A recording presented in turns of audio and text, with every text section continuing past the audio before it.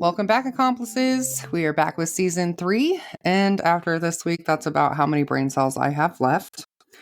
Originally, we were supposed it's been a long week. Originally, we were supposed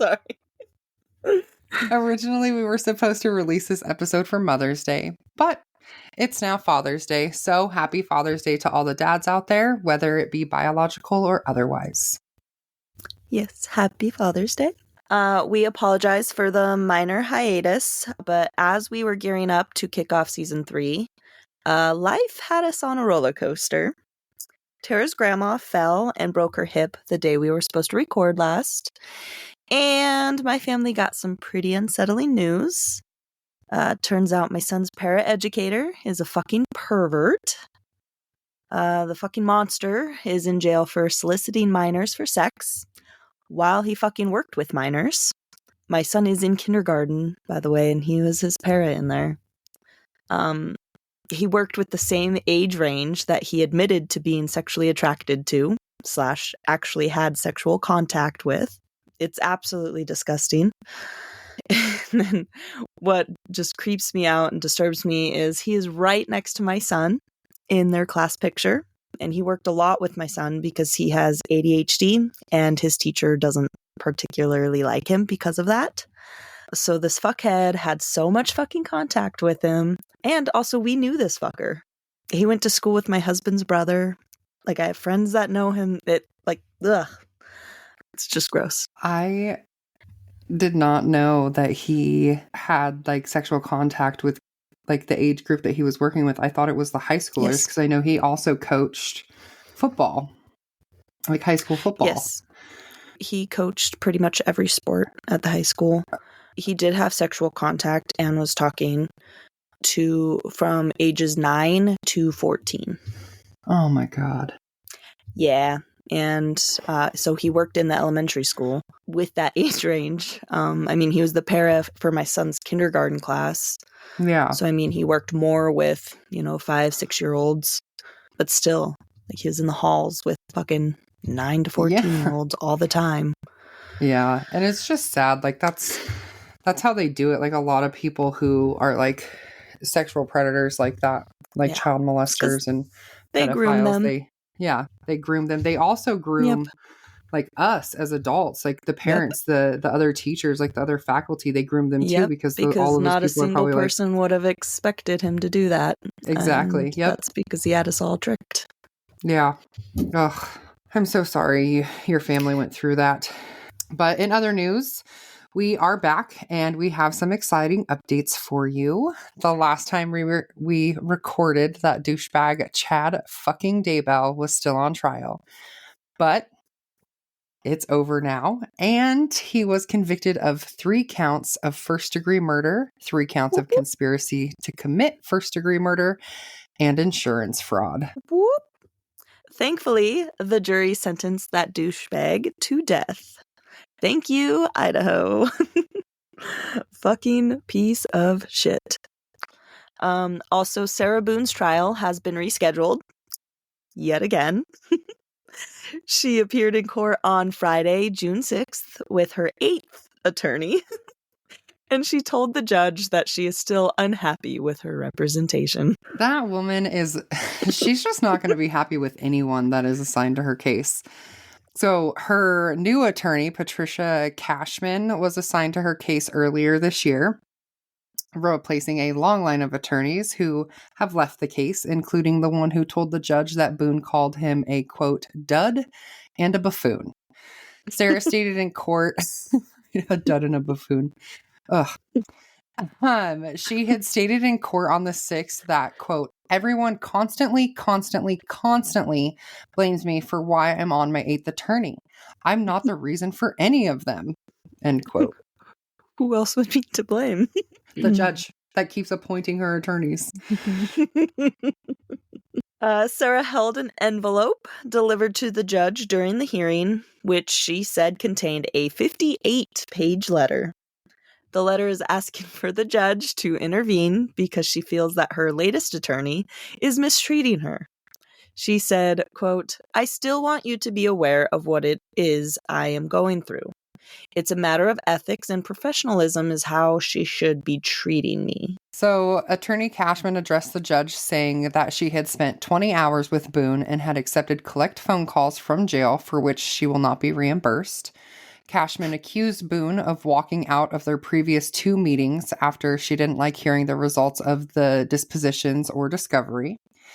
And Cushman stated, quote, "I don't understand what she has against me." Boone replied with, quote, "I told her from day one that her snotty attitude was inappropriate, and I try very hard to bear with her and her attitude.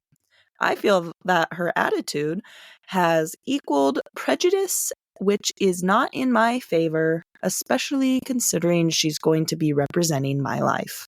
End quote. Maybe Sarah should just take her own advice and shut the fuck up, honestly. I don't like her snotty attitude. I know. Fucking A. Jesus. So, as you guys can tell, she is certainly dissatisfied with Cushman, and Boone stopped short of asking for a new attorney, telling the judge that she doesn't want her removed from the case. Wait a second. She does not want her removed from the case? No. She asked the judge if he could tell her attorney to be nice to her and have a welcoming attitude. And that if her attorney was nice, that things would probably change. She literally sounds like the 4-year-olds I work with every day. They're mean to me. Can you make them be nice? No. Oh, No. God, Survival this of the fucking fittest, chick. kid. Right? What was the point of even complaining about it then? If she doesn't want a new attorney, she just wanted to fucking complain. I don't like her snotty attitude. She's being mean to me.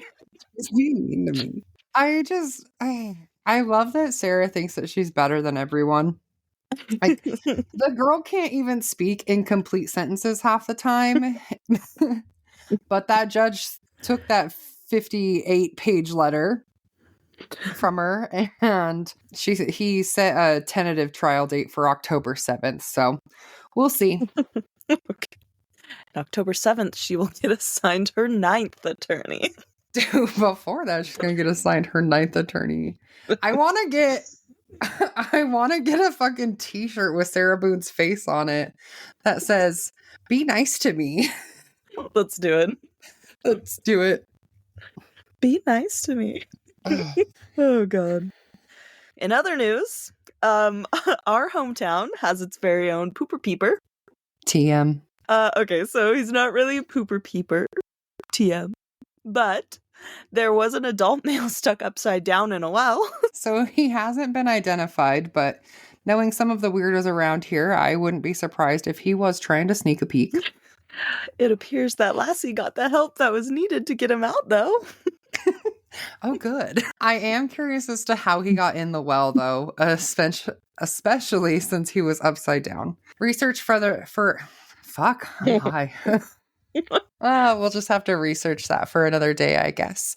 Shaina still has a case to get through. So did Shannon come up with another decapitation story for us?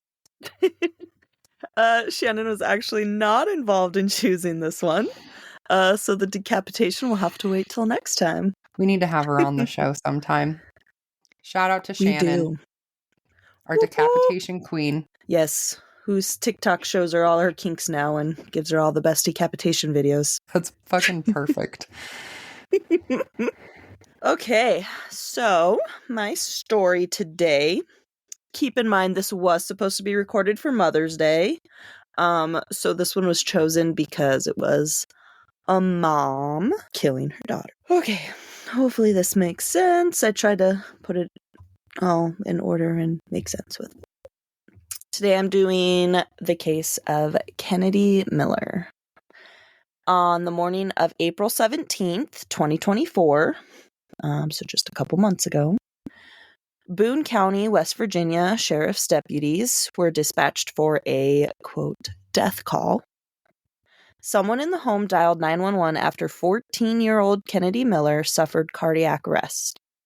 At the home, deputies found the girl emaciated to a skeletal state on the bathroom floor. A family member told law enforcement that Kyneddi had an eating disorder and had not been eating for months. According to a criminal complaint for her mother, Julie Miller, the teen had not been able to function on her own for almost a week due to her physical state. It's also alleged that her health was deteriorating for months or even years. The criminal complaint said that Kyneddi had only been outside 2 times in 4 years and had not been to school since 2019 or 2020. So like late 2019 or early 2020. 2 times in 4 years?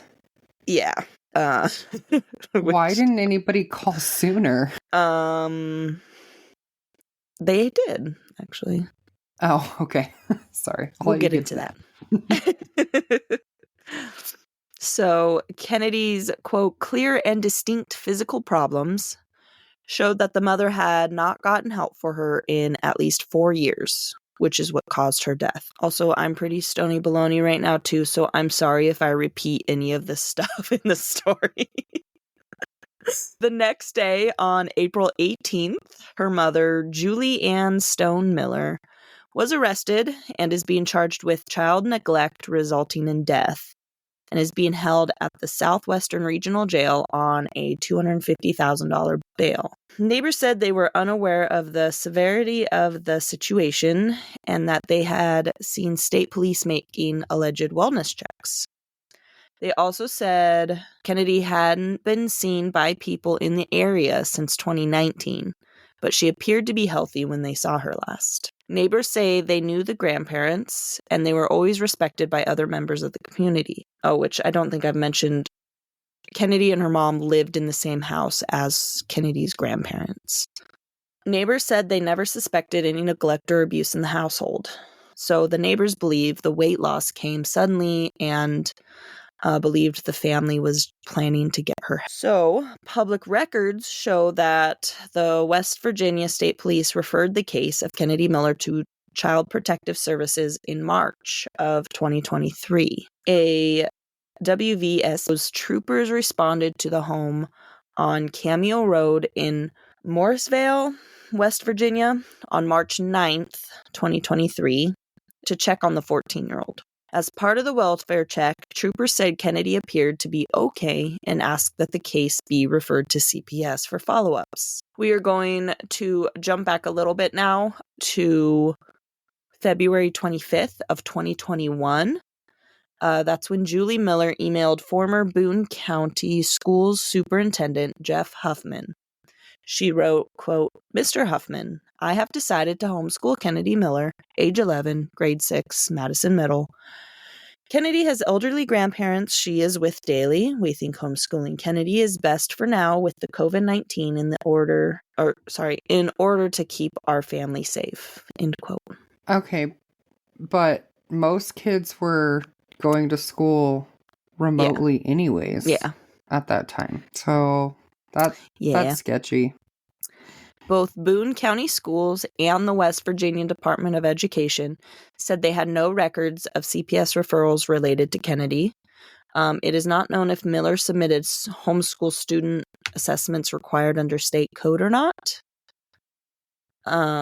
So one of the complaints said the teenager had an eating disorder for several years, which notes that she had not been eating for months, which caused her health to deteriorate for months or years. And then investigators allege that Julie Miller failed to obtain treatment for the girl for at least 4 years, based on, quote, the overwhelming visible condition of her body and the clear and distinct physical problems that she endured.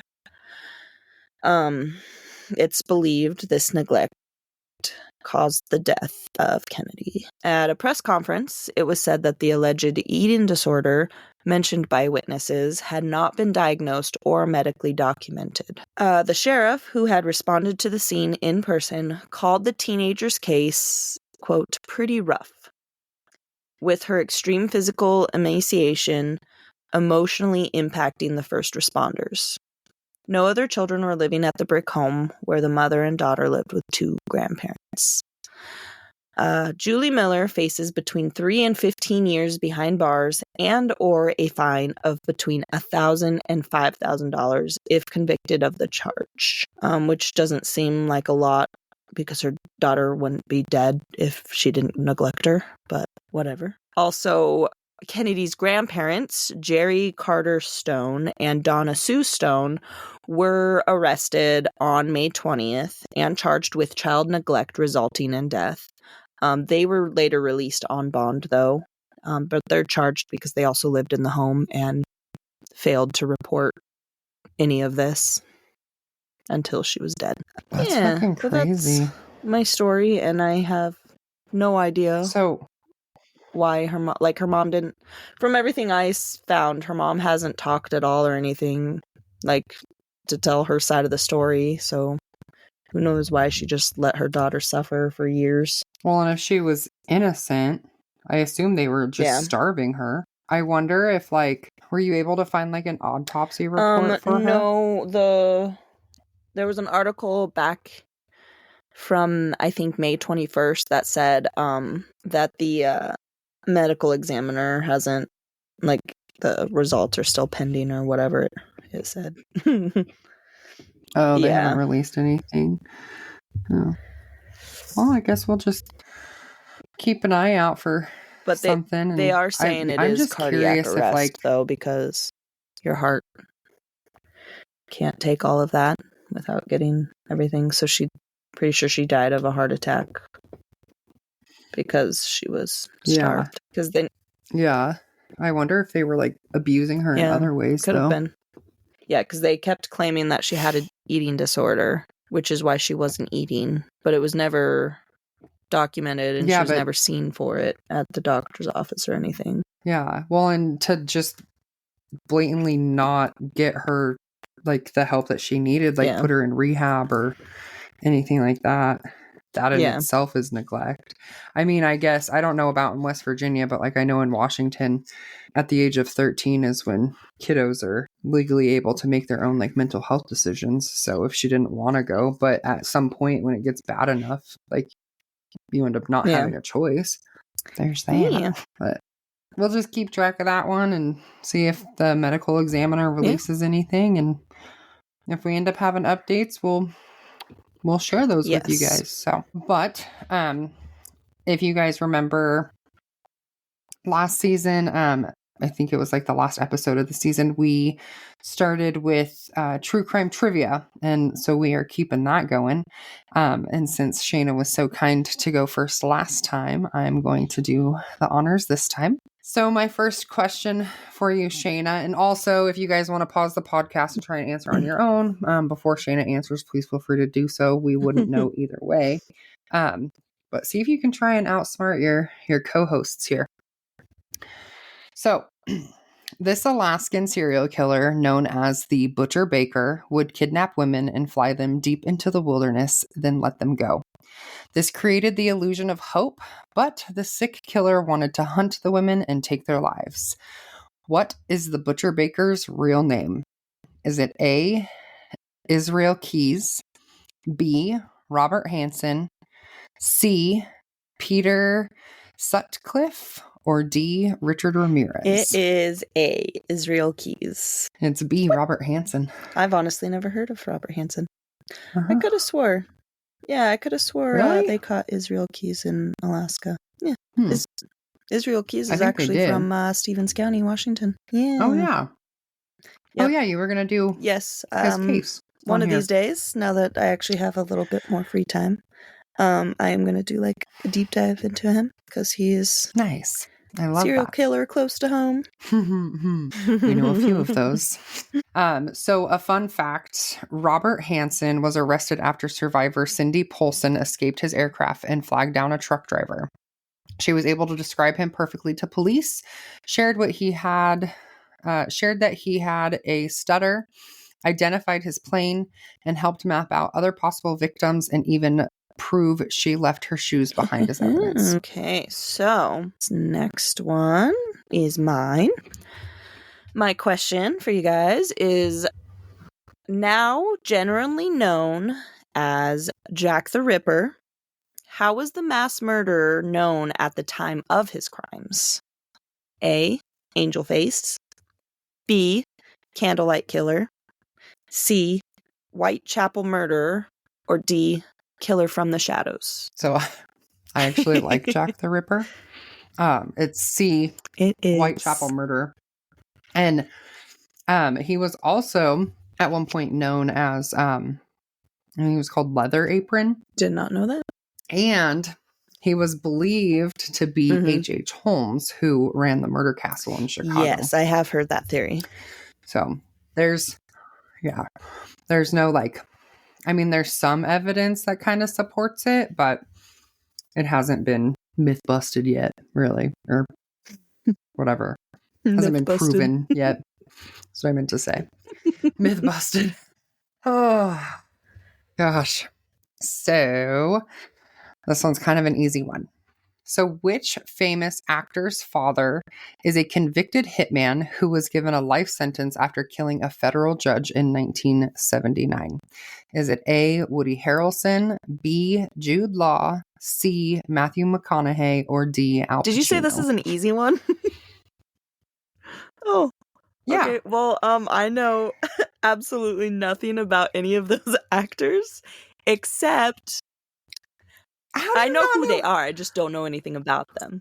I definitely know who all of them are. The only thing I know about any of them is that Jude Law was named after the Beatles song Hey Jude. So I'm going to say that his father was not a convicted hitman because they listened to the Beatles. Which that theory does not work. Exactly. So did Charles Manson. So did Manson, so that theory doesn't really work. But that's what I'm going with for this. So I'm going to eliminate Jude Law as the answer. Okay. The other ones I have no idea. Do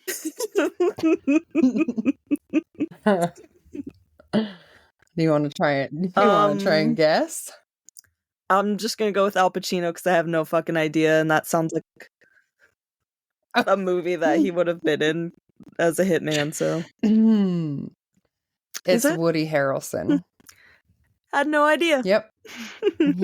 And fun fact about that, Woody Harrelson, his role as a hitman in No Country for Old Men reflects his estranged father's real life crimes. Nice. Yeah. I've never seen that movie, so no. It was a good movie. Yeah, I actually like that movie. I'm really sucking at this trivia this week. That's got 0 for 2 on that. Oh yeah, that's right, 0 for 2. Okay, so my last one. Well, yeah. Oh, that's right. So my last one. The question is, what serial killer once worked at a suicide prevention hotline? A. Son of Sam. B. Cleveland Torso Killer. C. Jim Jones.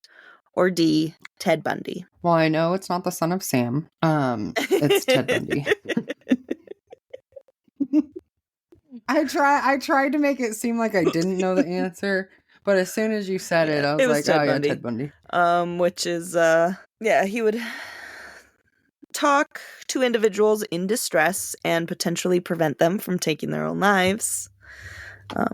Which seems silly because then he goes out and kills people. So he's a hero and a villain, Shaina. Chivalry is not dead, but his victims are. All right. Well, that was fun. You did. Won. You won very hard that time. Well, and speaking of fun, not only are we celebrating Father's Day, but I know we have some graduates out there, so congratulations on all of your achievements. Now that you're done with school, you should have plenty of time to hit us up on Facebook, Instagram, or by emailing thickthighsmurdervibes@gmail.com. Happy Father's Day, and don't do anything that would land you on the podcast. Looking at you, Kelly. Shots fired. we'll get more into that in another episode. But for now, we're getting out of here. Bye. That was crazy.